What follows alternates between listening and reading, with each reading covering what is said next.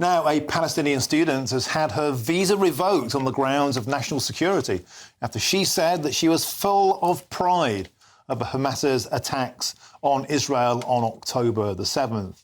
Now, Dana Ababu Kwama, a 19-year-old law student at the University of Manchester, made the comments at a pro-Palestine protest just a day after those attacks on October the 7th. Well, to discuss this, I'm now joined by the founder of the Oxford Institute for British Islam, Dr. Taj Hargey. Welcome to the show, Taj. Do you think this punishment was fitting? Do you think she should rightly have had her visa revoked? No, I think it's disproportionate. I mean, listen, she made these statements apparently a day after 15 members of her family were killed, and maybe there was an emotional response. But I think what's important here is that either we have free speech in this country or we don't. You know, now she's a legal resident, she's a student, and like you and I, British citizens, she's entitled to a free speech. Maybe she was being a bit exuberant, if that's a word to use, but I don't think the revocation of her visa is a fit and proper punishment for that. OK, let's analyse that, shall we? Hamas is a proscribed terrorist organisation. Supporting it is prohibited. I repeat her comments. We're really full of joy, full of pride at what has happened. Right. We are proud that Palestine... Hang on. We are proud that Palestinian resistance has come to this point. That was the day after rapes, tortures, murders. To side with those people, to have a visa to remain in the UK is a privilege. It's not a right. She's a Palestinian. No. We have the right, as a nation, surely, to expel people who line up with terrorists. Right. I mean, firstly, you say how much is prescribed. Yes, it is prescribed in Britain and in some European countries. It is not prescribed in Wales. You know, no, hang on. We need to understand this, okay? Firstly, what Israel has done successfully over the years is to label anyone against the state of Israel as a terrorist. Anyone, okay? Not just Hamas, anyone. For example, you should know, and I do, the resistance in France against the Nazis. No one called them terrorists. Not one of them. But because you're comparing apples and pears. Dr. Taj, you're really comparing apples and pears. Let's stick on point with where we are now. Today, this instance. With due respect, okay? We really need to look at this historically, okay? I think the comments were distasteful of hers. It shouldn't have been made, okay? Clearly, but she's a 19-year-old. Okay, I'm not excusing that, but she had lost so many members of her family, okay? Now, apparently she's finishing her studies. I think revoking the visa, interrupting her studies, I think is a over-the-top penalty. That's all I'm saying, you know? It's over the top.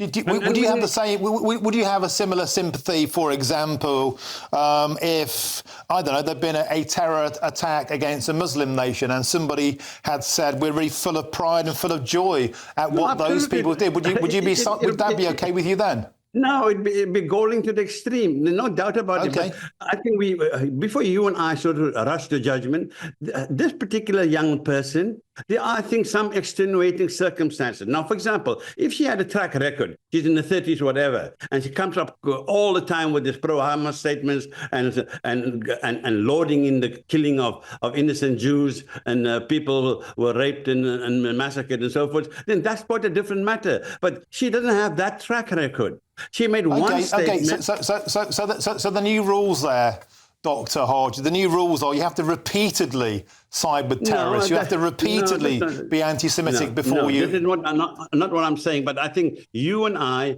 both know that in many cases there are extenuating circumstances. I would like to suggest that in this particular case, she should definitely have some action taken against her, but I don't think the revocation... Well, for example, maybe, hang on, let me finish. Maybe interrupting her studies for 6 months or something like that, okay? Or for a year, okay? But then she'd be in the country for even longer. You postpone her study for 6 months, she'd have to stay. There can be other sanctions, okay, other than the revocation of visa. Okay, I simply can I just put this to you? You need to understand that was a knee-jerk reaction. That was a knee-jerk reaction by the Home Office. And I think a knee-jerk reaction. OK, so I put it to you, Dr. Hargey. The Home Office is allowed to make a decision on a case-by-case basis of who has the right to remain in this country. That's their job. That's what they do. In this instance, the day after the worst terrorist incident in living memory, the worst attack on Jewish people since the Holocaust, she said, we're really full of joy, full of pride at what has happened. We are proud that Palestinian resistance has come to this point. And you think that's a rush of blood to the head, an exuberant comment, and she should be just let off? Well, yeah. I mean, if she has that's what you're saying. A proven track record, okay, of being viciously anti-Semitic, being viciously, violently pro-terrorism and so forth, then clearly the penalty should be applying. But I think in this particular case, isn't there some leeway to be given? Say, listen, in this particular case, you overstepped the mark here, but we are a generous country. We are for freedom of people and expression, and you shouldn't have said this. And apparently she has now withdrawn and said, "Listen, she says that her statements were taken out of context." Okay. She would say that because she was caught and she's been banged to rights, and there's been a huge backlash, and she's fearful of being kicked out of the country. So of course she's going to say that she made a mistake. The same thing, Martin. Most politicians do exactly the same thing when they caught red-handed or their hands in the cookie jar.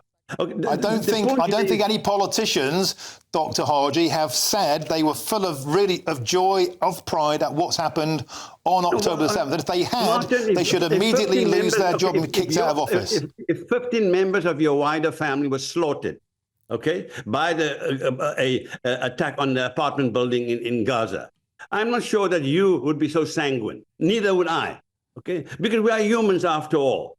But the point is, how do we now? We punish this young lady, 19-year-old, for finishing a law degree or whatever, and think that we've done well. In fact, we come out with egg on our face because we're supposed to be the bastion of free speech. And however, it is distasteful. There's no doubt about it. It's very distasteful. I would never sanction it. I actually condemn it.